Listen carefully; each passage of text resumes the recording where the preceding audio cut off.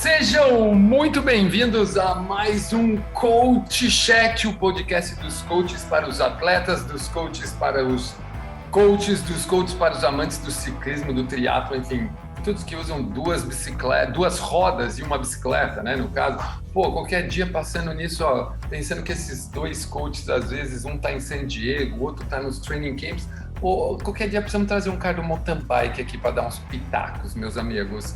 Mas como tudo que falamos aqui serve para você treinar na sua casa, na sua rua, na sua cidade, com a sua bicicleta, qualquer que seja, hoje o assunto é um assunto que eu particularmente gosto muito, mas que antes de eu falar, eu vou apresentar e chamar meus dois grandes amigos e coaches que estão aqui. Eu não posso falar onde ele está, porque nós estamos com a lei de proteção de dados vetado de falar onde ele está hoje, entendeu? Depois ele se apresenta. Ronaldo, você que sempre começa nosso podcast com aquela apresentação tradicional, manda lá, meu amigo. Isso aí, cara, entrega pro primo pobre aqui do podcast, cara. Primo rico entra sempre depois, num lugar assim, que ninguém vai, que ninguém conhece, lugares inóspitos. E o pobre não, o pobre tá sempre no mesmo lugar. Olha lá, a mesma paisagem, né? O mesmo fundo aqui, não muda nada, né? Eu acabei de tirar o lençol do cachorro aqui para tentar ficar mais bonitinho o background. Pois é, cara, aqui tá tudo os capacetes aparecendo. Mas tudo bem, vamos lá. Eu vou chegar lá ainda. Meu sonho é, viver igual o Sergião aí. Cada dia meio cigano, né? Cada dia num lugar diferente. Bom dia, boa tarde, boa noite. Vamos lá, eu vou revelar que hoje é feriado, né? Quer dizer, um prolongamento do feriado, aqueles famosos feriados prolongados. E hoje é meu aniversário, eu nem falei pros caras aqui que eles iam me chamar. Tudo bem, tô aqui trabalhando. Também tem essa, o primo pobre trabalha no dia do aniversário. E, bom, mas estamos aí para falar de um assunto sempre muito curioso, né? Quer dizer, que atrai bastante curiosos, porque é um assunto importante do ciclismo. E vamos ver aí o que vai dar, né? Ficou uma semana sem gravar, mas esse é um tema bastante legal aí. Vai dar bastante pano para manga. Com certeza, com certeza. E agora vamos chamar, né? Como diz o caro Thiago Nigro, né? Toda família tem seu primo rico, por que não ser você? No nosso caso, Sérgio Borges. Fala oi para o pessoal aí dessa ilha paradisíaca onde se encontra nesse momento com coqueiros e o mar atrás de você. Fala oi para a turma aí, Sérgio. Fala, galera, meus amigos. Estou com o privilégio de estar aqui nesse lugar maravilhoso, Angra dos Reis. Chateado. Estamos amigos, mas estamos aqui. A cara de depressão dele. A cara de depressão. Naquela dúvida se vou entrar no mar agora ou depois, tem que desviar das tartaruguinhas nadando, né? Então é super estressante esse evento. Mas, porém, vamos falar aqui mais uma vez um negócio muito legal. Apesar dos triatletas não sentirem muito isso diretamente na prova específica, mas todo mundo quer aprender como melhorar em tudo, né? Então, vamos lá. Tonon vai falar aí o tema para vocês. Hoje, como eu disse, é um tema que me agrada muito, afinal, das poucas coisas que eu sei fazer no ciclismo, essa é uma das que eu sei fazer, né? Não sou tão bom assim, mas sei fazer, que é subir melhor. Como que eu faço para subir melhor? Como é que eu faço para ser um melhor escalador, usando um jargão do ciclismo, né? E hoje é sobre esse assunto que nós vamos falar. Cara, eu fui cobrado no Strava, Ronaldo, um cara mandou uma mensagem num treino meu assim, e aí, quando que vai ter um podcast novo? Eu, caraca, velho, estamos gravando, vamos gravar, né? E vai dar bom hoje esse assunto. Bom. Né? Fala aí, bom quando a pessoa manda... O pessoal tá mandando, né? Não para de gravar, não fala nem o tema, mas fala assim, não para de gravar, ponto. Exatamente. E o tema hoje é um tema que, além do que, né? A gente, às vezes, uma frase que eu ouço muito, né? E eu gostaria de começar até esse podcast com essa frase. Eu vi vocês dois que trabalham há tantos anos com isso. A frase que a gente ouve é assim, né? Por que você não sobe bem? Aí o cara fala assim: onde eu moro não tem subida. Então ele... E aí, Ronaldão, eu sei que você já pode dar um kick inicial com isso. E ó, se você é triatleta e está ouvindo esse podcast, se eu fosse você, não sairia daí, porque vai vir assunto que vai te ajudar também. E se você pensa em um dia fazer, se não me engano, acho que é Canárias, cara, tem um Lanzarote, né? Não sei se tem Lanzarote, Lanzarote. isso, que dizem que meu, se você não for com uma coroinha lá e um belo de uma catracona atrás, você não sobe. Meu amigo viu muita gente empurrar em Lanzarote. Não, Ronaldão, tem, conta tem, um... tem uma coisa, desculpa aí, dona, mas o Manda aí, manda aí. pessoal do triatlo, o Sergião deve saber bem. Em Arizona, a montanha lá venta, né? Lá não tem montanha, mas o vento parece que você está subindo o paiol. Então, dá na mesma aí, viu? O trabalho é Exatamente. quase o mesmo. Na verdade, Pô, o Havaí também, né? Aquela subida para Ravine que É. todo mundo fala, se não tiver vento, você sobe de volantão. Não é Não, eu sei uma de muito subida. triatleta, pelo menos que eu acompanho, que treina muito na subida. Treina pô, muito na e tem subida e Alpe d'Huez também tem uma prova lá, né, Sejão? Tem uma prova, um Tem. Ironman em Alpe d'Huez, né, cara? Que acho que Não é sobe lá, né? não é um Ironman, mas é uma prova que está aí no bucket list, aí na lista aí dos sonhos, meus pelo menos, de muito triatleta, que na verdade você sobe as 3 montanhas ali e acaba no topo de Alpe d'Huez e corre lá. deve subir Animal. Caldissarene, eu acho, né? Porque os O três lados Glandum são é ali os lados perto do Alpe também, né, Ronaldo? d'Huez. O Oi? Glandum, Vocês, Glandum também é vocês, perto, né, cara? vocês que devem Ali. saber, mas são 110 quilômetros que acaba no topo do Alpe d'Huez. É.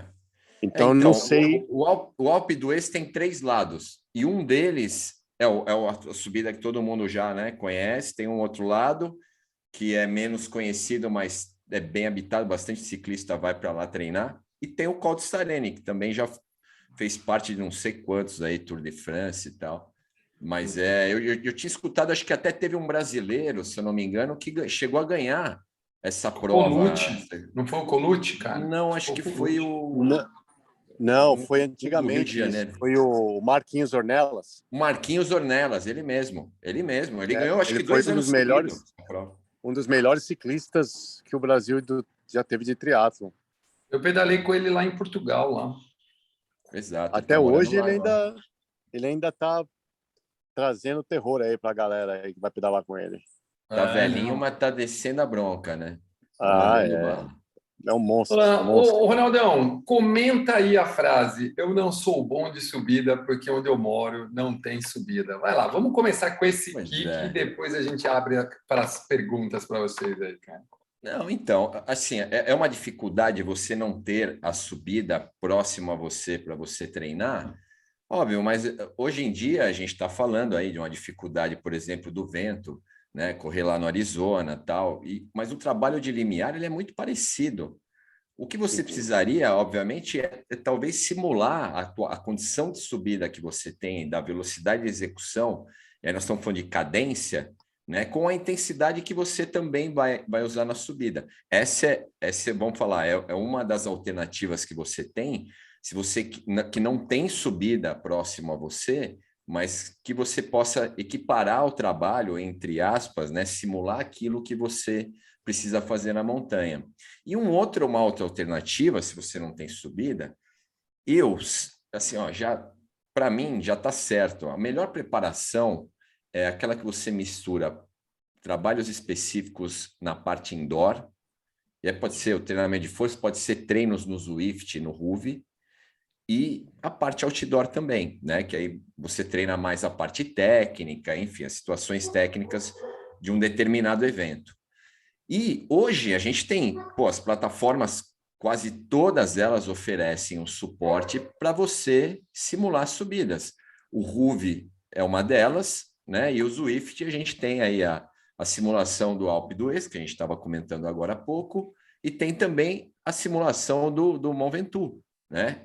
Então, você tem a possibilidade de simular o mesmo tipo de situação. Lógico que você não vai, na parte indoor, treinar a parte técnica, que eu acho também super importante, aprender a pedalar em pé. Dá para fazer isso também no indoor, mas óbvio que você tem é um pouquinho diferente, né? A condição técnica que você tem para um e para outro, mas é possível na parte física você simular perfeitamente quais são as dificuldades que você vai encontrar numa montanha, ou dentro da tua casa, ou num treinamento outdoor no plano, né? Basta você fazer isso, e aí lógico que o coach pode te ajudar bastante nesse ponto, mas basta você simular as situações que você tem ao subir uma montanha. Cara, Exatamente. eu ia falar aqui, pô, eu me divirto no Zwift agora com a Smart, né, Ronaldão? Agora vou me divertir um pouco mais de verdade, né? Vamos ver o que que vai dar ali aqueles 3 primeiros quilômetros a 10%.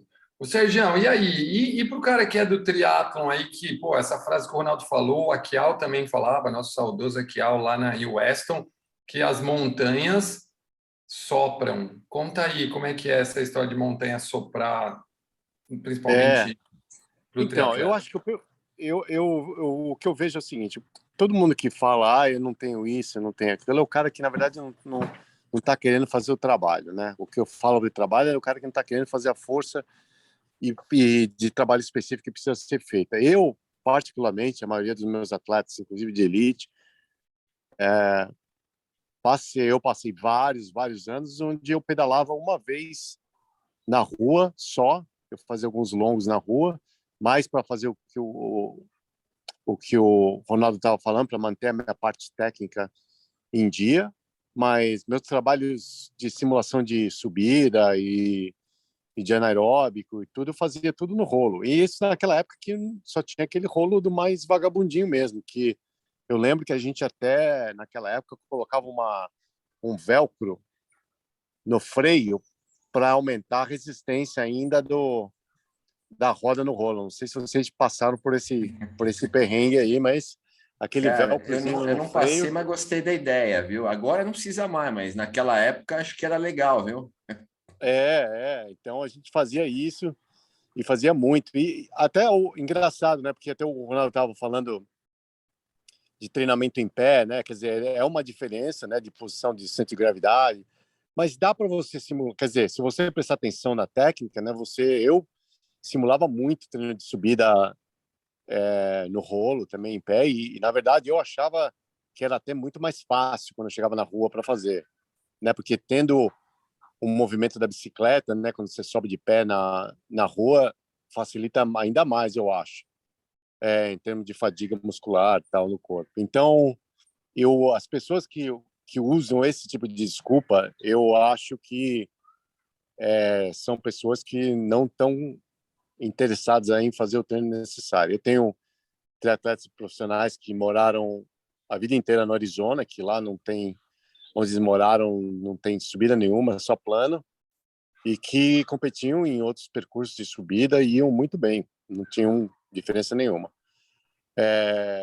Então, eu acho que, tudo bem, se a sua desculpa é em relação à motivação, você gosta de ficar do lado de fora e tal, tudo bem, eu entendo. Logicamente que é bem mais divertido, a gente sabe, mas falar que você vai ser pior do que aquela pessoa pela falta, provavelmente você não está fazendo o treino específico que você deveria fazer. Eu posso até usar aí também mais um exemplo, né? Eu que sou grande frequentador de Altiroute, você sabe que os caras que mais andam lá nessa prova também são os caras que mais frequentam, são os britânicos, né? Então, eu não conheço grandes montanhas por lá. Se vocês conhecem, eu não conheço. Lá o que tem bastante é colina, subidas É, inclinadas, mas são íngremes e curtas. curtas. Exato, exatamente. E os caras vão muito bem na montanha. E a maior parte deles treinam 9 meses na parte indoor, porque não tem como sair. A gente está falando, Londres, são 9 meses por ano com chuva e frio, né? Que não dá para sair. Você tem aí os meses do verão, tal, que é melhorzinho, mas o cara que quer treinar mesmo, não importa como, ou o cara vai sair para treinar em colina, vai simular algumas situações, mas eu sei que a maior parte deles ficam no treinamento indoor, eles investem muito nisso e dá super certo pelo resultado que os caras fazem por lá, né? Ó, gente, assim, ó, vou aproveitar, vou fazer meu pitch aqui, entendeu? Que eu só treino indoor, né? Eu só treino indoor. Para quem me conhece aí nas redes sociais e tudo mais, vê que eu só treino indoor. Eu não treino outdoor, não treino mesmo. Eu não treino, nunca treinei ciclismo na minha vida, gente. Eu juro para vocês, eu nunca peguei assim, ó, hoje eu vou fazer uma série, né? Ou vou sair na rua, vou fazer um treino. Eu nunca fiz isso, eu juro, gente. Quem me conhece sabe disso. E, pô, Ronaldo, das últimas 3 vezes que eu fui para Romeiros, cara, eu usei só 53,23, tá ligado? Tipo, eu nem desci volante e nem desci, subi catraca as 3 últimas. Faz 3 anos que as minhas últimas 3 catracas eu não uso. Cara, eu gosto muito do indoor, não tem nem o que falar. E a SB20 agora, que nem eu falei para o Sérgio, ela tem um joguinho no guidão, cara, para você também simular aquele balanço. Então já ficou até mais divertido Não, para até, fazer. eu já vi esteira para bicicleta. Não, Sim, não é sim, esteira, sim. é aquela que você põe a bicicleta em Mais cima dela. larga, tal, é. Você Eu põe já a vi. sua bicicleta com as duas rodas e você pedala solto em cima, né? É. Então nós estamos nesse nível aí, tá, pessoal? É Ah, daí não, para gente, cima. dá para Eu fazer. acho que E a, aí, eu acho que a pode falar, Elite Sérgio. tinha uma esteira dessa aí. Sim, sim. Exato, é. É uma estrela mais larga, tal, né, meu? Que dá para pôr a bike no meio. Já apareceu uma vez, acho que apareceu o Nino, acho, não sei, era um mountain biker treinando nela, então. Cara, beleza. Já vimos, gente. Por que eu fiz esse comentário? Para você que está nos ouvindo entender que, cara, pode ser que você está. A hora que você viu esse podcast, você falou assim, cara, mas eu não tenho subida na minha região. Então, é por isso que você precisa estar aqui para ouvir, porque a primeira pergunta para esses dois coaches aí, Ronaldão, qual é o primeiro ponto importante para o cara começar a subir melhor, cara? O primeiro ponto que ele deve observar, manda lá. Então, na verdade, assim, ó, não tem um ponto específico, né? Também vai muito de acordo com o objetivo. Você quer subir melhor o quê? Você quer subir uma subida curta de 2 minutos? Quer subir uma montanha, né? Existem algumas diferenças. Quer subir uma colina? A gente sempre trabalha aqui com um destino, né? Sempre tem um ponto final. O ponto final geralmente é o evento. Você vai fazer uma prova, essa prova é de um dia, essa prova é de vários dias. Essa prova tem quanto de ascensão? Fala, Tona. Vamos pensar em campos, cara, porque essa está na realidade do nosso atleta. Você precisa de um destino, porque às vezes o cara que está ouvindo a gente, ele pode ser que ele tenha a Vista Chinesa, Campos, Rio do Rastro, subidas que a gente está, que estão na nossa mão, né? Né? Então nós Pensa estamos lá. falando de montanhas, tá? E Isso, aí 10 também, quilômetros, 12 quilômetros ali. Uma coisa exato. E existe também uma diferença grande do nível de inclinação de uma para outra que tem que ser considerado, né? Se pegar uma Serra Velha, ela tem um nível de inclinação que é mais baixo, não é tem um nível de dificuldade tão alto. Se você pegar o Paiol, aí a gente já está falando de um nível de montanha que tem uma metragem menor, mas tem um nível de ascensão mais alto, né? Vamos falar o Passo Dial, né? 9,2 de inclinação no final de uma maratona das Dolomitas. Então, são desafios diferentes. E é lógico que a gente precisa levar tudo isso em consideração para indicar a melhor alternativa de treinamento. Então, se você vai fazer, e eu vou dar só um exemplo, né, em relação a isso, eu falava muito, a gente não tinha aqui, a não ser o Paiol, o nível de inclinação do JAL. Então, o que eu fazia, né, falava para os meus atletas fazerem? A gente fazia, você imagina que o JAL é a oitava montanha da Maratona das Dolomitas, né? E ainda depois do JAL ainda tem mais uma outra montanha que finaliza com Falzárego e Valparola, são 2 montanhas na sequência. E esses caras tinham que fazer, então, os meus atletas, o que eu simulava? Eu fazia eles fazerem lá Serra Velha, Serra Nova, aqui quem é de São Paulo conhece bem, fazia uma, fazia outra tal, e lá na terceira ou quarta montanha, eu falava para os caras colocarem só o volantão, deixar só o volantão e tentar trabalhar numa cadência mais baixa, justamente porque quando você tem um nível de inclinação mais alto, você dificilmente você consegue, mesmo tendo uma relação muito boa, já encontrando uma perna fadigada, dificilmente você consegue aumentar a tua velocidade de execução.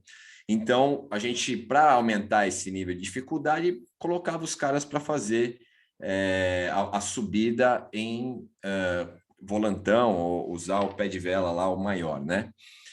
E isso funcionou muito bem, né? Porque eles chegaram lá mais adaptados a esse tipo de situação. Então, tem toda essa avaliação, né?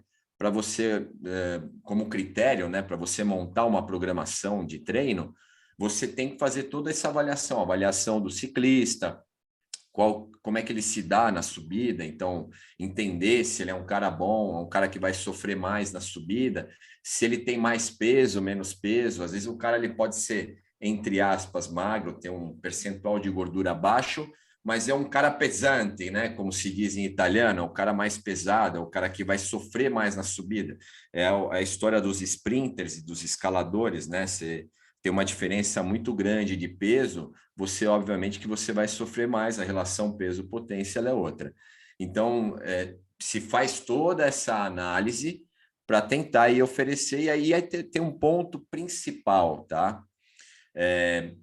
O nível do ciclista, o que ele quer como resultado para um evento de alta montanha. E aí ele quer simplesmente completar, ele vai fazer muito trabalho de limiar, né, ou de sublimiar, né? E o cara que quer ir mais a fundo, quer ter resultado, tal. Aí eu acho legal até ter um trabalho de variação na montanha, né? Um treino intervalado na montanha. Os caras que são de nível World Tour, eles são caras, aí nós estamos falando dos GCs, né? Dos caras que estão brigando pela classificação geral, esses caras fazem muito trabalho intervalado na montanha, porque eles têm que cobrir fuga, cobrir ataque, né, do adversário, eles mesmos têm que aprender a atacar, a ser mais agressivos para ter resultado.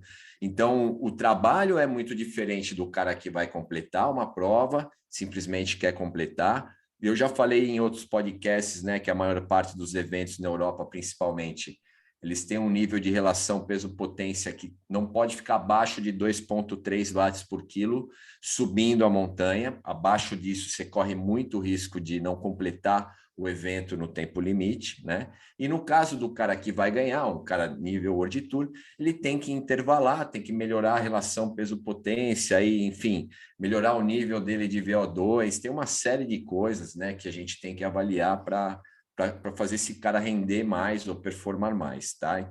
Tanto uma situação quanto outra, a otimização ela é feita de forma diferente de um ciclista que tem como objetivo completar e o outro que tem como objetivo um resultado. Cara, o Ronaldo, gente, acabou de responder quase as 5 perguntas que eu tinha para fazer para ele na primeira, mas beleza. Não, tem bastante coisa para falar ainda.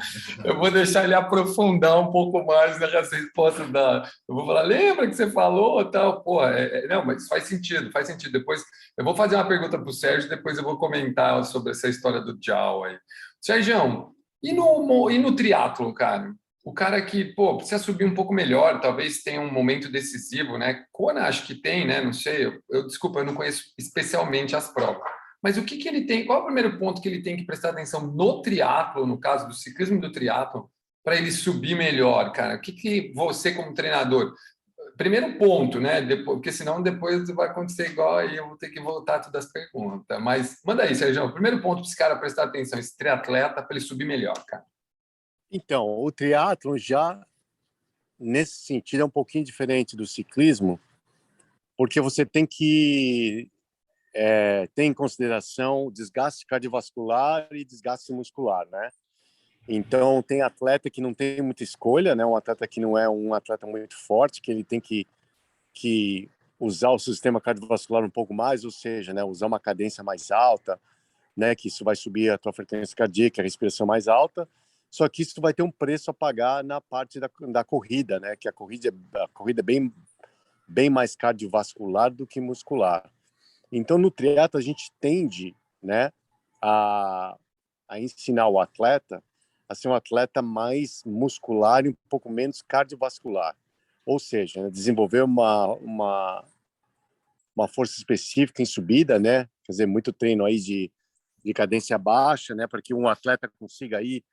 Eu acho, né, no meu caso, né, eu acho uma cadência ideal de subida para mim entre 75 e 80 RPMs no máximo, né, porque eu sei que se eu for acima disso, né, eu vou estar aí usando muito o meu sistema cardiovascular, que vai me custar muito na corrida. Então, eu procuro falar para os triatletas treinando, né, que se você não tem a sua parte muscular desenvolvida, eu acho que esse seria o primeiro trabalho, né? Mesmo se você fala, não, mas eu já subo bem, mas está subindo bem, mantendo uma frequência 20 batimentos mais alta do que poderia ser se estivesse fazendo uma subida um pouquinho mais muscular, valeria a pena você guardar o teu cardio aí para a parte da corrida, né? Então, isso aí difere um pouquinho do ciclismo, né? Que no ciclismo o cara pode usar os dois ou escolher um, dependendo, porque isso também vai, logicamente, vai depender do tipo de atleta que a gente está falando, né? Eu acho que se a gente está falando de atleta de elite, é uma coisa, mesmo até atleta de elite, você vê que tem vários tipos de... No ciclismo, um pouquinho mais do que o triatlo acaba sendo uma coisa muito mais homogênea, né, nesse nível. Mas no ciclismo, como o Ronaldo comentou, né, tem os sprinters, né, tem os classics, né, os atletas classics, que são os subidores de montanha, né? Então cada um tem um corpo em biotipo diferente, né? Um exemplo disso, quem acompanhou aí o ciclismo há muito tempo, é a história do Lance. Você vê quando o Lance competia no começo dos anos 90, fim dos anos 80, ele tinha um biotipo corporal bem diferente do que ele fez quando ele ganhou o Tour de France. Ele era mais um sprinter, um atleta mais musculoso, e na verdade quando ele teve o problema do câncer, né, ele até aproveitou de ele ter perdido muita massa muscular para fazer um trabalho muito mais de cardiovascular para poder balancear aquela parte, e no fim depois ele acabou sendo um atleta aí de GC aí, né, de um contender de Tour como foi e ganhou, né, porque ele acabou achando um equilíbrio bom que ele conseguia até às vezes ganhar sprint, ganhar contra-relógio e também ganhar provas de montanha.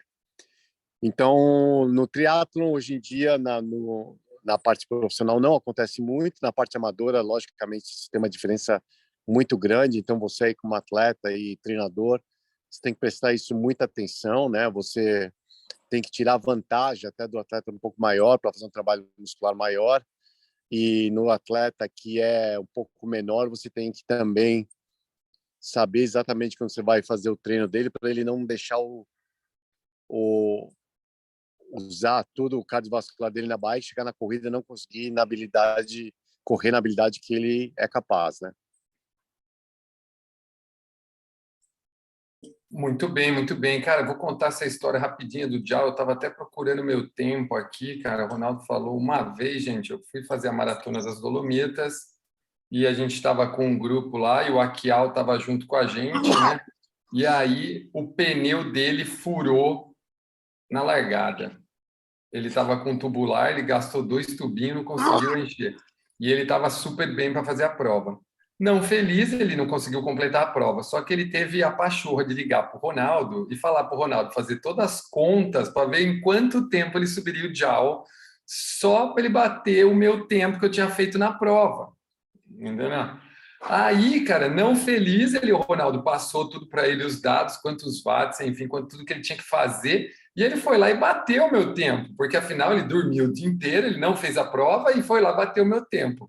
E aí, no ano seguinte, eu fui lá e fiz de propósito, eu fui lá para bater o tempo dele no Dial, e, cara, se não me engano, eu acho que eu fiz em 48 minutos, 52 minutos, sei lá. Sei que a subida é dura, viu, gente? Para quem não conhece, vale a pena conhecer a subidinha do Dial.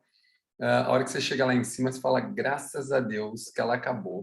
Mas, né, vamos lá, vamos voltar às nossas perguntas aqui. E a culpa foi sua, viu, Ronaldo? Você podia ter dado uma medida diferente para ele, não para ele bater meu tempo, entendeu?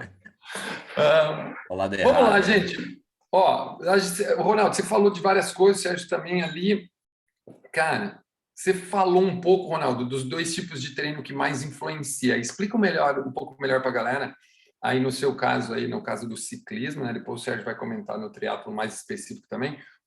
Qual o tipo de treino que mais influencia para o cara melhorar a subida dele, mesmo que ele não tenha de repente a subida para ele fazer, né? Conta aí, cara.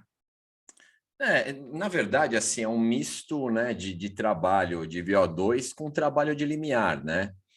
Então, vamos imaginar que esses caras que são nível World Tour, eles têm um VO2 muito alto, né? Nós estamos falando aí em algo em torno de 80 pontos, né? De VO2 máximo, tá?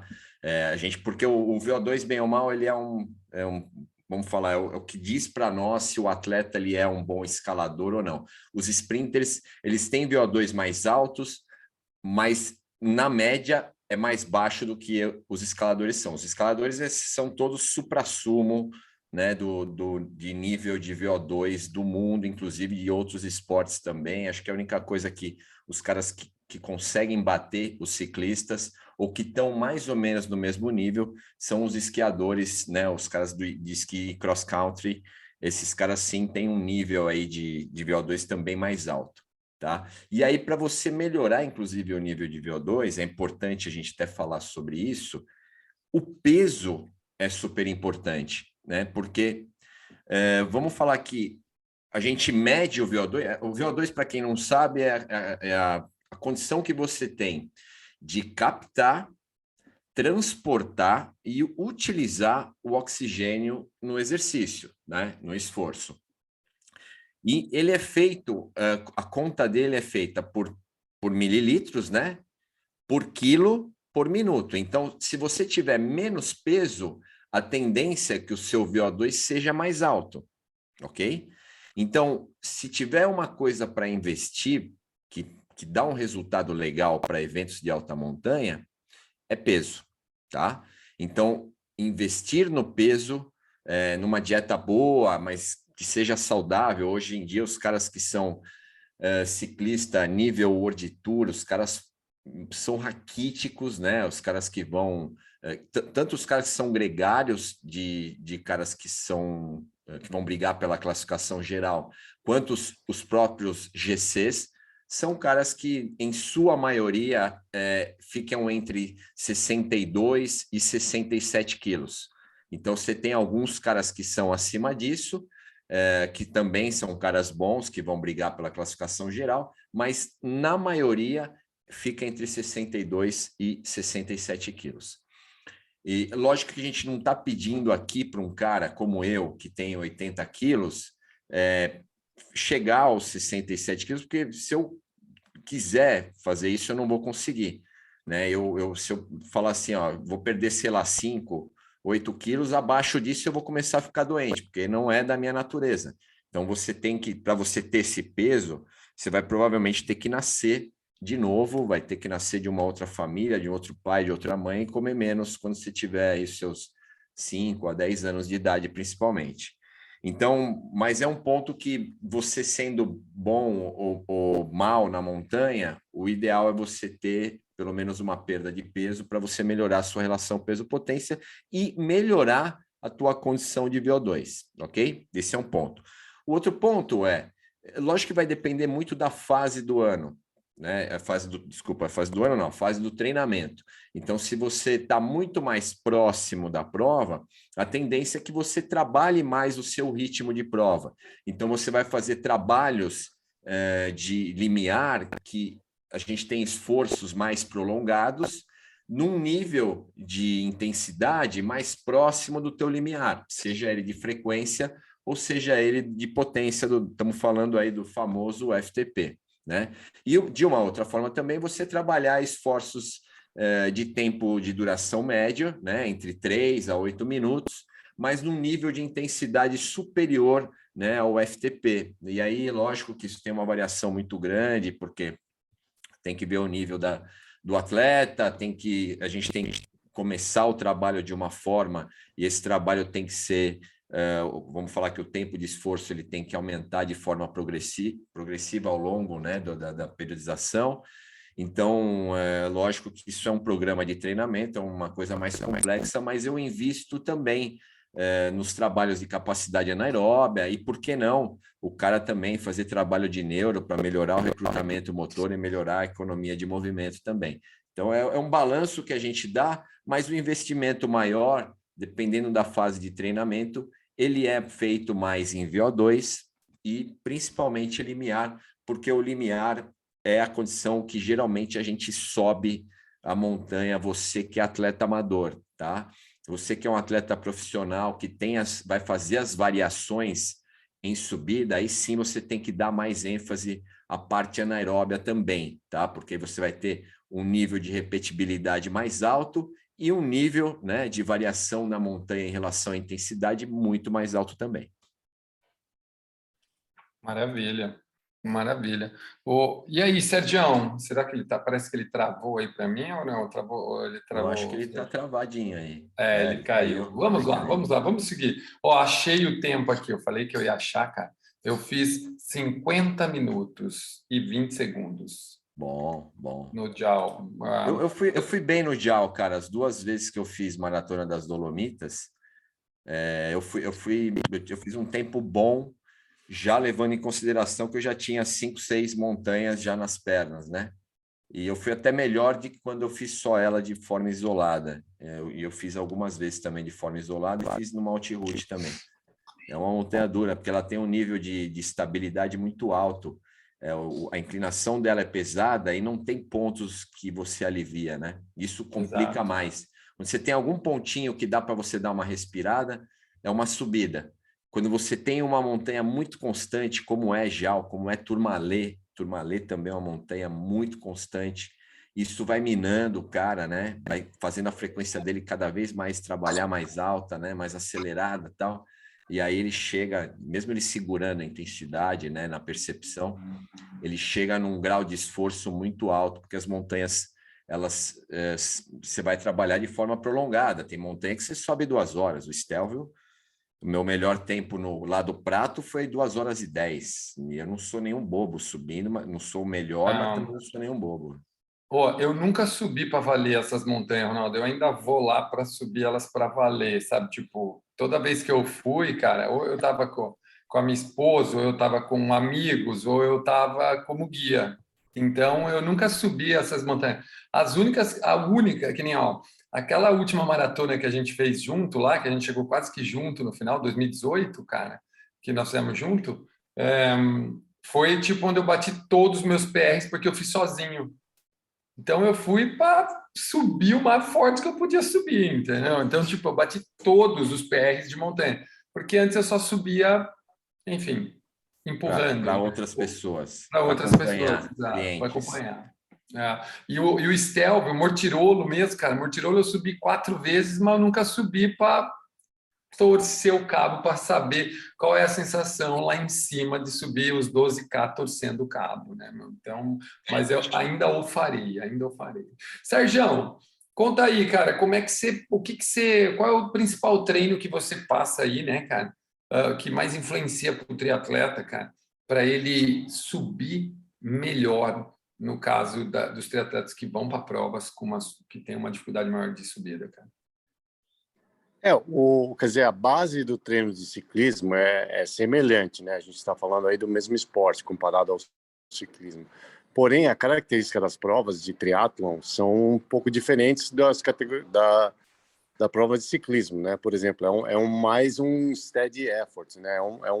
É mais um esforço contínuo, né? O triatlon, né? Não é como o ciclismo que no começo o pessoal fica no pelotão, aí segura, aí tem um ataque na montanha, um pessoal deixa aí, depois vai pegar e vai um pouco aumentando, né? Quer dizer, tem uma variação de intensidade aí, uma coisa diferente, né? Então, na verdade, né, no triatlon, né, você não chega e não deve chegar, né, nesse nível de esforço semelhante ao que chega o ciclismo numa subida dessas, né? Porque você passando aí vou dizer aí da zona vermelha aí, né?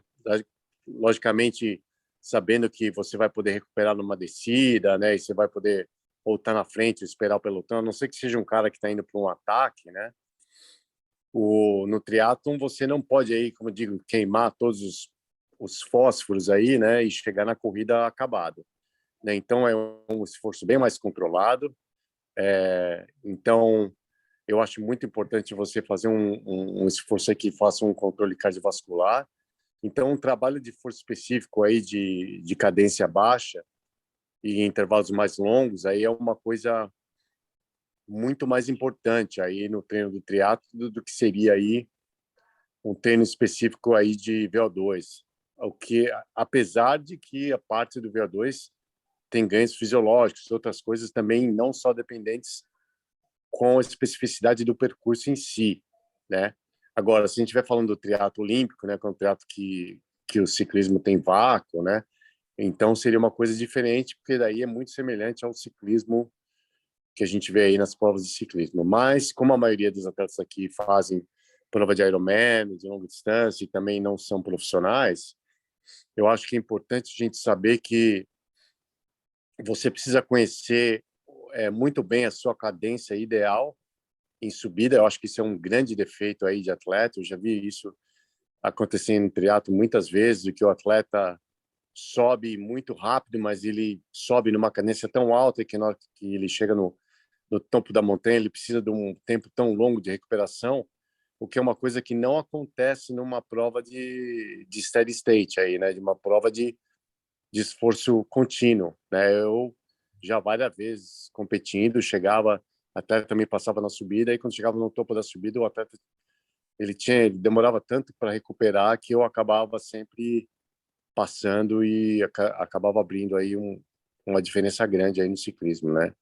Então é importante entender que as necessidades fisiológicas são diferentes, mas o trabalho, eu acho primordial aí para o atleta, né, é o trabalho de cadência mais baixa, trabalho de força, né?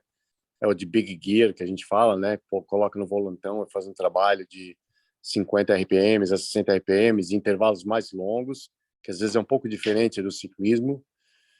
E eu acho isso que é o que vai dar mais benefício aí inicialmente aí para vocês que estão ouvindo. Logicamente, né? Se você estiver no nível mais elevado, tem umas variações aí que começam a ficar mais próximas aí o que o Ronaldo está falando. Eu tenho um problema só quando eu tô subindo, cara.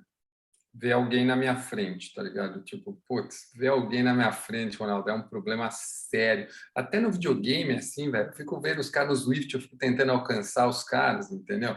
Então, tipo, o meu único problema na subida é alguém na minha frente. Se eu subir sozinho, acho que eu subo devagar. Mas tendo alguém ali na minha frente. Se fosse só o seu problema esse, eu É, acho que de então, por isso que eu falei. 98% dos ciclistas, provavelmente o cara que você viu na frente, a hora que ele vê você roçando atrás dele, ele vai querer também tirar uma casquinha ali. Pô, teve uma cena, Ronaldo. Uma vez eu fui fazer Campos do Jordão, cara. Eu sempre tive medo de sair, né? Eu sempre fui ruim de curva, enfim, porque eu treino indoor, gente, por causa disso. Então, eu sou péssimo de curva, descida. E o Kitahara, salvo amigo meu, um abraço para o Kitahara, que deve estar ouvindo a gente aí também nesse podcast. Cara, ele era um alucinado, Ronaldo. Ele descia que nem um maluco. Então, o que acontecia? Teve uma prova que ele chegou na minha frente. Nossa, ele era o super treinador da Les Mills, né, velho? Que, nossa, subia pra caramba tal. Um dia, Ronaldo, eu falei, eu vou pegar esse cara. Cara, ele saiu na frente e tal. A hora que chegou na serra, eu falei, é agora. Ronaldo, eu andei 12 quilômetros procurando esse rapaz. A hora que faltava 4K, eu olhei ele, eu vi ele lá em cima. A hora que eu vi ele lá em cima, cara, eu falei assim, agora eu vou judiar. Fiquei em pé, fui sofrendo até chegar nele. Do jeito que eu cheguei nele, eu sentei e fiz assim, olhei para o lado e falei assim, se você não sabe o que eu estou fazendo agora, gente, vá para o YouTube ver a gente. Eu olhei e fiz assim, vamos aí, bro. Ronaldo, ele entrou na minha roda, porque é que nem se falou, né? A hora que eu passei, ele veio. Ele olhou para mim, cara, e falou assim: ô, velho, quanto falta? Eu falei: ó, falta 4K e eu só vou aumentar o ritmo, velho. Você quis quebrar ele psicologicamente, é isso. 500 metros ele andou na minha roda, 500 metros. A hora que andou 500 metros, ele falou assim: vai aí, velho, vai aí, tá ligado? Tipo, cara, esse momento. E a pergunta que eu vou fazer agora tem a ver com essa história, cara. Pô, o que mais, Ronaldo? Você que treina esses caras aí que vão para Altiroute, cara, eu acompanhei você aí um ano, né, meu, quase com a sua turma toda ali de Altiroute. O que mais influencia a performance do cara na subida, para ele ter uma performance melhor? Porque, meu, eu tenho certeza que eu bati ele nesse comentário, entendeu? Nesse comentário eu acabei com ele. Conta aí, meu, o que são os Cara, não, atletas? O que você... fisiologicamente falando, foi o que eu falei, é o peso, tá? Ponto um.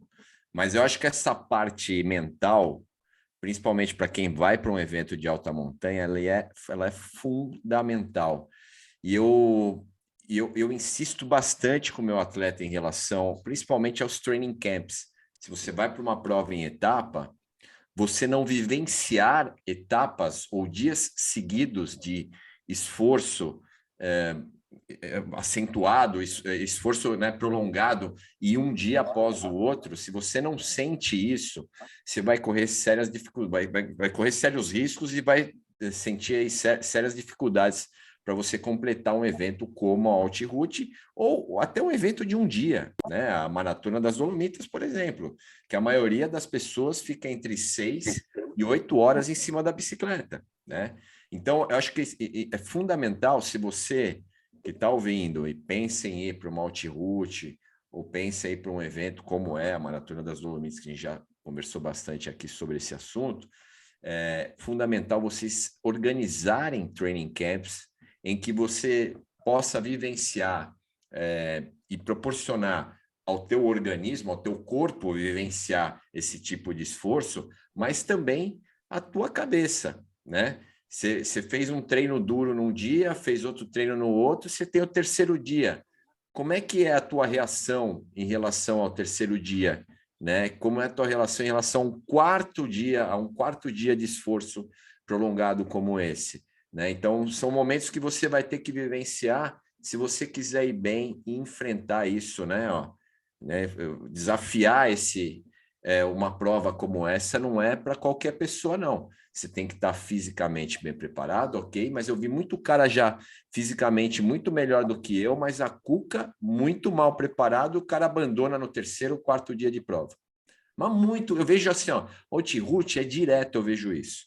Caras que não suportam a dor, que chegam lá e não estão preparados psicologicamente para fazer um evento desse. Então, se você pensa em ir e se preparar para um evento desse, é fundamental. Eu vou falar que é 50-50. É 50% físico e 50% que você vai ter que botar na tua cuca, que você consegue fazer aquilo e que você tem que treinar no dia a dia, que é o mais duro é você fazer, né, os treinos do dia a dia, e ir lá na hora suportar esse tipo de dor, né, de horas e horas fazendo força, estamos falando de eventos que você vai ficar 60, 70 quilômetros subindo, né? E aí no dia seguinte, 60, 70 quilômetros de subida de novo, no outro igual e assim vai.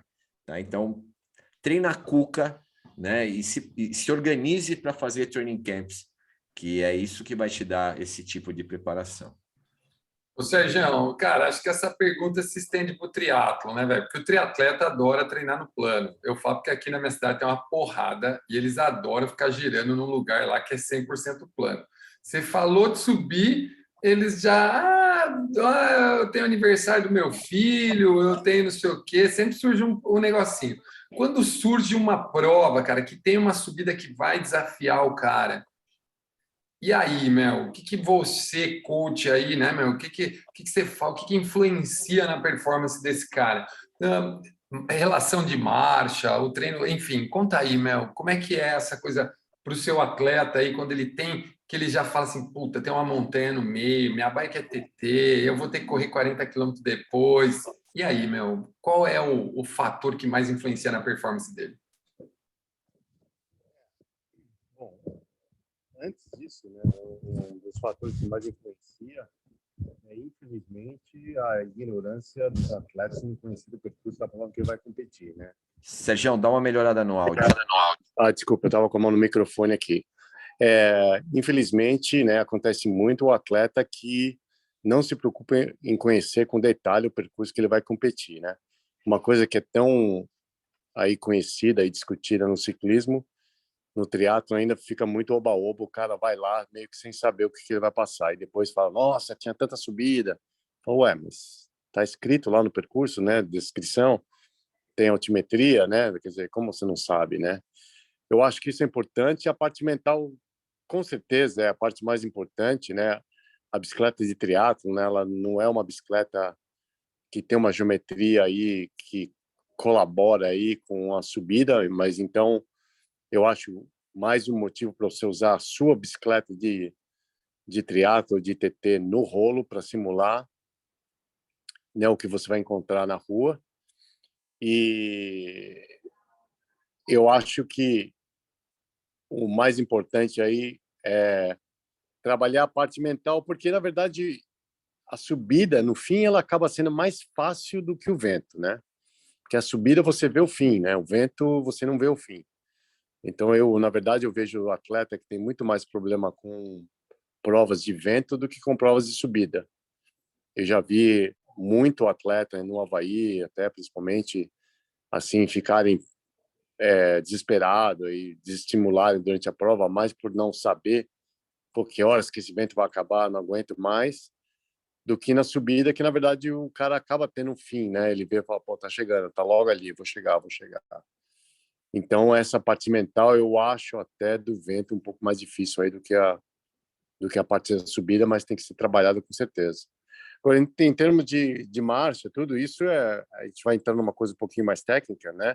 Mas isso também é um problema que o triatleta é conhecido também por não conhecer o seu equipamento do nível que deveria conhecer. Ciclista é um cara muito mais detalhista aí em saber sua relação, né? Eu já ouvi isso várias vezes, né? Que não tem desculpa. Ah, mas eu achei que eu devia ter uma marcha mais leve naquela subida, né? E eu falo, como assim eu achei, né? Você sabe que na prova vai ter uma subida de 10%, você tem que pegar a tua bicicleta e subir aquela subida de 10% e ver se a relação que você tem é compatível, né? Esse negócio de ser surpreendido pelo percurso é uma desculpa que eu acho que é negligência total do atleta que tem que ser evitada a qualquer momento, né? Hoje, gente, como a gente está falando de subida, eu posso contar muita história engraçada. Ronaldão, Copa VO2. Estou eu inscrito na Copa VO2, a porra do negócio muda para o Paiol. Primeiro ano que mudava para o Paiol, porque estava reformando a Serra Velha. O jagunço aqui não entendia nada de bicicleta, velho. Eu era meu quarto ano pedalando, terceiro ano pedalando, cara. Mudou a prova e os caras mandaram uma mensaginha falando assim, ó, gente, teremos mudanças no percurso. Sugerimos ao atleta usarem um grupo compacto. Eu ia saber o que era esse bagulho compacto, velho. Não tinha malemar um pé de vela, entendeu?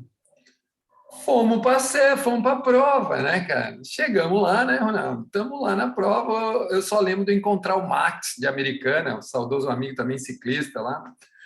E eu falar assim para ele: e aí, Max, beleza? Como é que você tá para a prova? Ah, tô bem e tal. Ele, e você? Tô bem. Eu falei, cara, os caras falaram que precisava trocar o pé de vela. Não troquei nada. Ele falou assim para mim: que pé de vela você tá? Eu, 53, 39. Ele, vai empurrar. Coitado, vai empurrar. Gente, eu empurrei 4,5 km, paiol acima. Acabou com o taquinho da minha sapatilha. Acabou com o taquinho da minha sapatilha. E me deu cãibra no final da montanha. Durante quase 40 minutos eu fiquei parado com cãibra de subir empurrando e não pedalando, entendeu? Então, gente, essa coisa do equipamento que o Sérgio falou é muito importante. E, Ronaldão, essa é uma que acontece com a gente quando a gente não sabe as coisas, tá ligado? Mas, cara, no Paiol, eu tava lá no topo do Paiol, agora no Giro de Itália, né? Na prova que teve aqui em Campos do Jordão. E o cara que fez o Paiol, ele já subiu bastante antes de chegar lá na prova. O VO2 ainda se fazia o Paiol com a perna, entre aspas, a perna fresca, Limpo, né? fresca, Tinha os fresquinha. caras desavisados que pegavam e se metiam num pelotão com intensidade alucinante. A hora que chegava lá, puf, não Quebrar. tinha o disjuntor cair, amigão. Aí não tem o que fazer. Mas a prova do Giro, eu fiquei lá praticamente até o horário de corte. E eu não vou falar que a maioria andou, né? Eu vou falar que a maioria fez cobrinha, isso é certo. Os caras lá Certeza. fizeram cobrinha de monte, fizeram, como é que é, o Paperboy, né? Que o Paperboy. Sérgio falou. E muita gente empurrou mesmo, né? Eles fizeram até uma tomada por cima, né? Fizeram uma filmagem por cima da montanha e a galera, meu, empurrando sem dó mesmo. Mas é porque é uma montanha realmente dura. É duro, é E, duro. infelizmente, Sérgio, em prova, no ciclismo também acontece. pessoal é muito desavisado. Pô, você inclui o paiol numa prova, tem cara que não tem noção.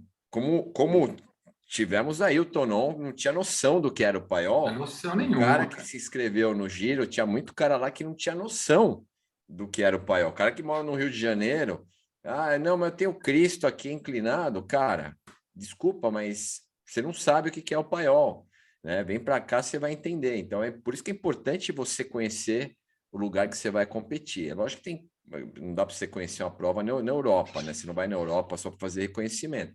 Mas as provas que tem aqui é importante você reconhecer, saber a dificuldade que você vai enfrentar, e aí, inclusive, ver o equipamento que você vai usar, que vai ser melhor usado, né, para determinado tipo de prova.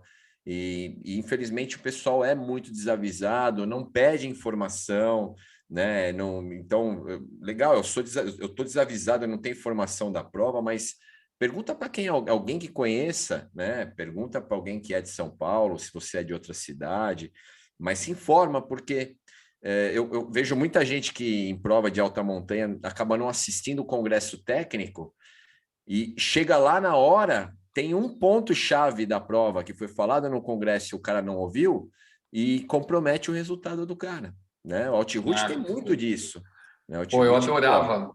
Eu adorava as preleção, Ronaldo, ir lá assistir o negocinho, voltar para fazer a preleção com a galera, meu, onde você dava também. Eu exato, falava os trechos e você dava as dicas dos caras, era super legal.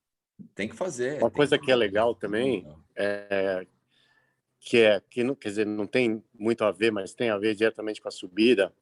A gente está falando aqui, mais uma vez, aqui do Ironman do Havaí, né? Quer dizer, a gente tem aquela subida para Ravi, que é uns 30 quilômetros, que não é uma subida intensa e também não é direta, mas o pessoal esquece da parte da descida, né? Então, a gente está falando aí em termos de relação. Eu lembro que eu fiz vários testes na descida, porque né, mesmo com o Ronaldo, falei, pô, sou um atleta de 80 quilos, quer dizer, vou estar competindo com alguns atletas de 60 quilos, na descida eu tenho uma vantagem de peso. Só que essa minha vantagem de peso, ela só vai funcionar se eu tiver uma relação em que eu vou poder pedalar naquela descida para ter essa vantagem. Então, por exemplo, eu tinha que estudar muito bem a minha relação, tanto que quando eu competia lá, eu usava 55, 11, ou às vezes até 56, dependendo, porque eu sei que para conseguir ter a vantagem do meu peso e velocidade, né? E como eu também já não estava com uma eficiência de pedalar acima de 105 RPMs, então eu tinha que ter uma relação que deixasse com que eu pedalasse a 90, 95 RPMs.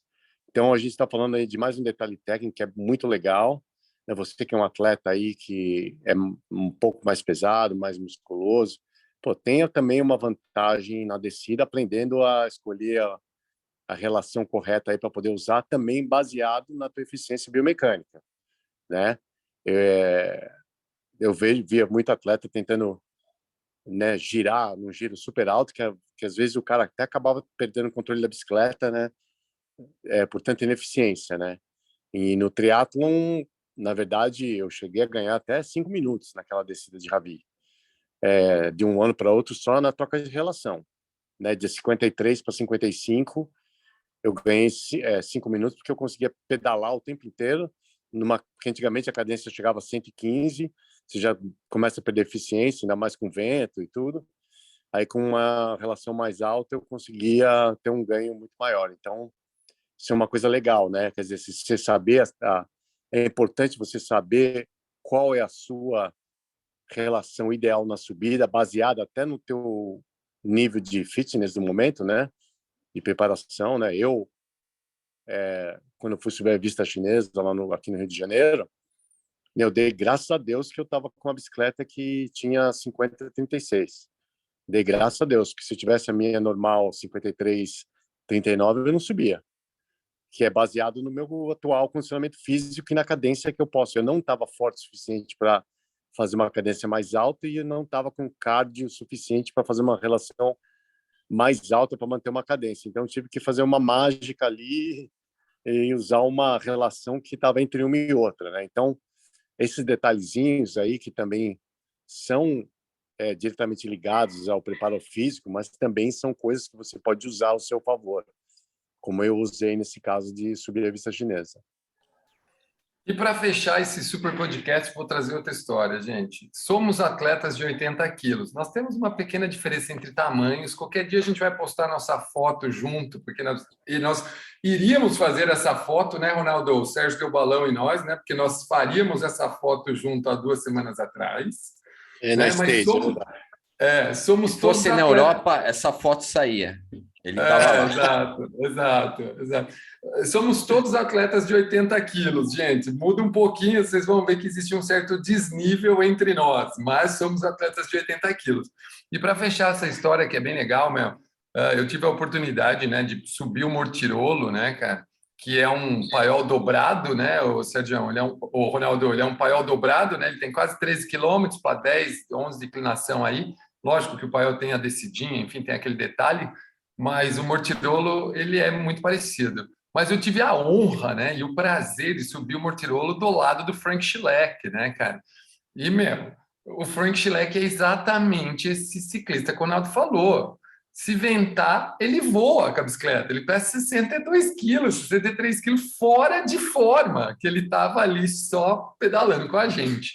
E ele subiu de 39, 23, empurrando as pessoas no Mortirolo, entendeu? Então, tipo, não feliz de subir o Mortirolo, eu lembro ele do lado da minha esposa, eu tenho o vídeo ele dando dica tal, lá no meu Instagram tá escrito, tem o vídeo dele dando dica, Ronaldo, para minha esposa tal, ajudando ela a subir, e cara, de 39, 23, se não menos em alguns momentos, empurrando as pessoas subindo o Mortirolo. Então, e aí para fechar isso, né, essa história, eu queria que o Ronaldo e o Sérgio dessem a dica do coach para vocês que estão ouvindo o nosso podcast e vão subir melhor a partir dessas informações. Manda lá, Ronaldão. Cara, eu sou muito a favor, né, dos números na subida. Eu acho que é bem interessante você entender como você se porta e encontrar a melhor alternativa para isso, né? Então, ponto 1, qual que é a melhor cadência para subir, dependendo do nível de inclinação que você encontra, né? Esse é um ponto. Um outro ponto, e aí o que te causa mais fadiga é você subir numa inclinação mais pesada ou não, numa inclinação mais leve. Tem muito essa diferença, parece que não, mas eu vejo muito cara com dificuldade de trabalhar melhor, né, uma intensidade maior, com inclinações mais leves, né? A maioria não, a maioria é o inverso, óbvio, mas eu vejo muita gente também com dificuldade para inclinações mais leves. E também, conhecendo o local que você vai competir, tentar entender os números que você está trabalhando para você tentar aproximar cada vez mais, principalmente o teu valor de limiar, né? Quanto mais tempo você trabalhar numa intensidade mais alta e quanto maior for a intensidade, mais rápido você vai terminar a montanha. Então, melhorar a tua relação, a tua condição de peso, melhorar aí a tua relação peso-potência, mas também entender quais os números que você está trabalhando, né? Se a tua frequência ela está mais alta ou mais baixa com o passar, né, das semanas de treinamento. Então, é importante, às vezes você deixa isso muito na mão do treinador e você acaba esquecendo daquilo que você precisa monitorar na hora do treinamento. Então, verifica realmente, vê qual que é a sua percepção, vê qual que é a frequência que você está trabalhando e vê qual que é a intensidade no power, aquela que você está conseguindo trabalhar bem, principalmente em montanhas que tenham 1 hora de duração para você, né? E aí, a partir desse número, você tentar evoluir, tá? A média, eu acho que assim, montanhas boas para você treinar, para o cara que vai para um evento de alta montanha, montanhas que tenham entre 4% e 7% de inclinação, porque são montanhas que não estão nem muito acima, né, e nem muito abaixo, é um nível médio de inclinação e que é onde você vai mais encontrar, por exemplo, Europa, se for para a Europa, as montanhas lá, elas têm um nível de inclinação médio entre 4% e 7%, obviamente que tem muita montanha acima de 7%, mas não são frequentes, tá? A frequência maior realmente entre 4 e 7. Então, você encontrar, e aí vamos pegar aí o exemplo do Pantani, né, que treinava numa montanha que tinha um nível de inclinação muito alto, porém, ela era uma montanha mais curta. Ele falava que aquela montanha bastava para ele. Tornou conhece bem a Carpenha montanha. me basta. Carpenha me basta a frase que ele falava. Mas era uma montanha curta, né? E por um outro lado, eu já cruzei direto. Eu não lembro o nome do ciclista, mas ele foi campeão italiano de contrarrelógio. E a primeira vez que eu fui para a Europa, que eu escalei o Passo Stelvio, ele estava no topo e o treino dele, naquele dia, era escalar 4 vezes o lado bórmio do Stelvio, né? E ele fazia lá, nós estamos falando de uma montanha de 23 quilômetros. Eu ia falar, 112 quilômetros de treino, quase, né? Exatamente. A gente fez os 3, já teve dificuldade, e o cara ia escalar 4. Exato. Então, o nível é outro, mas você vê a diferença, né? O Pantani treinava numa de 6, 7, e esse cara aqui, desculpa, não lembro o nome, inclusive ele é um baita coach, né? Hoje em dia, e ele naquele dia estava fazendo 4 subidas no Passo Stelvio.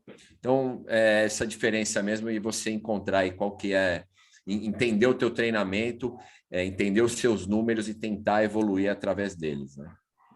Muito bem. Sergião, só para a gente deixar você dar uma curtida no mar, nadar com as tartarugas aí, por favor, dê sua dica para os nossos amigos ouvintes que querem subir melhor, a dica do coach Sérgio, direto de algum lugar do paraíso, no Rio de Janeiro. Manda lá, Sergião.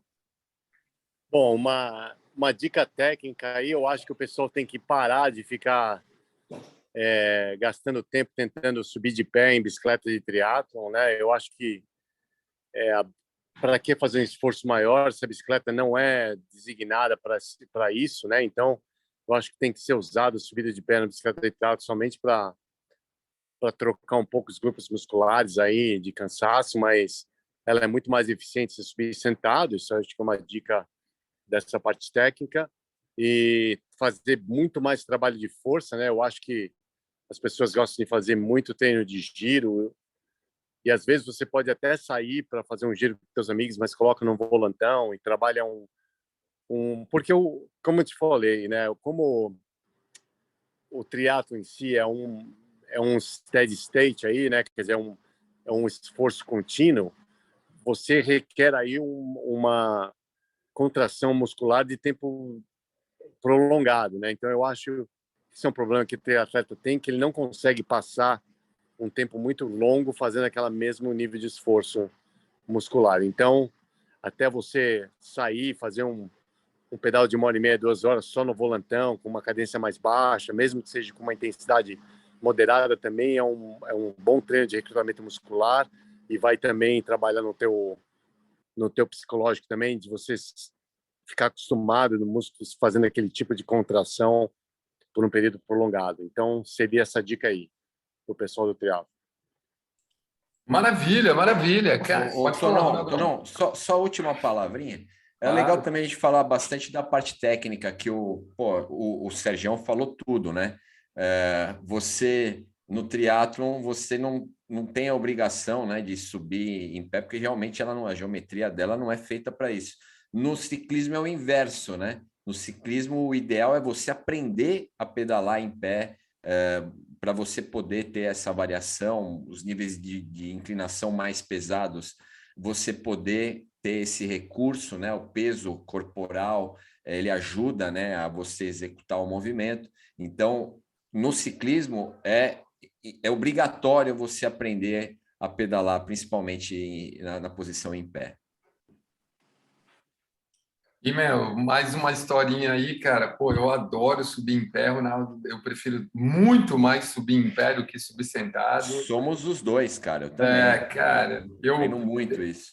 E eu ouvi uma vez o contador dizendo, cara, que ele subia, tipo, no FTP dele, 20 minutos em pé, tá ligado? Que surreal, né? Eu vi essa história também. Bom, o Lance Armstrong tem a lenda, né, do Lance Armstrong, que como ele tinha câncer no testículo, ele começou a pedalar muito tempo em pé por causa disso, né? Que incomodava ele, e ele começou. E aí depois também o Michele Ferrari, né, que era o treinador dele, que drogava ele, enfim. também falava para ele executar, melhorar essa execução, né, do pedalar em pé, para ele melhorar também a performance dele. Cara, eu gosto muito mesmo, cara. A minha biquinha lá, né, a minha S-Works Nibali lá, ela já tem um DNAzinho do tubarãozinho, né, velho, mas eu uso ela para subir e eu gosto muito da resposta dessa bicicleta em pé, cara, que não é uma, ela tem uma boa resposta em pé, é o que eu mais gosto da Specialized nesse caso, né, ela responde muito bem. E, pô, muda muito, cara, a hora que você senta, dá uma diferença, é muito bem lembrada a parte técnica. Você que está nos ouvindo, gente, arrisque, comece pedalando 1 minuto, 30 segundos, 1 minuto e meio, vai aumentando, né? Dependendo do treino que o seu treinador passar, vá arriscando porque vale a pena. Muito bem, gente. Ronaldão, Sergião, se despeçam da galera aí. Ronaldo, grande abraço. manda lá. Não, obrigado aí mais uma vez, falar de um tema que eu curto muito e assim, daria para fazer mais uns 3 programas para falar de subida, né? E a gente certamente vai fazer, tá? Mas esse aí já estamos na introdução, tá? Obrigado mais uma vez e pela audiência, principalmente aí, os resultados que a gente está tendo são muito legais, né? A recíproca está sendo bem legal. Obrigado. Sergião, aproveita o paraíso aí e manda aquele tchau pra galera, mano. Galera, mais uma vez, muito obrigado. É um prazer estar aqui mais uma vez compartilhando nosso conhecimento com vocês. E, por favor, continuem aí compartilhando com seus amigos e acompanhando nossos episódios aí. Semana que vem tem mais. E agora eu vou nadar no mar. Muito bem, muito bem. Gente, muito obrigado por mais um super episódio. Obrigado vocês dois, obrigado quem nos ouviu. Deixe seus comentários. Sigam, se você quer ver a gente falando, vai lá no YouTube, nos assistam no YouTube, né? Não só nos ouçam no Spotify, indica para um amigo e, claro, a gente está lá no Instagram, @coachchat, né? E, claro, toda semana, toda segunda-feira, a gente se esforça muito e se prepara porque nas próximas 4 nós teremos algumas novidades para vocês. Se eu fosse você, ficava ligado, apertava o botão seguir, porque as próximas semanas vem coisa nova por aí. Um grande abraço e a gente se vê no próximo episódio. Tchau, turma!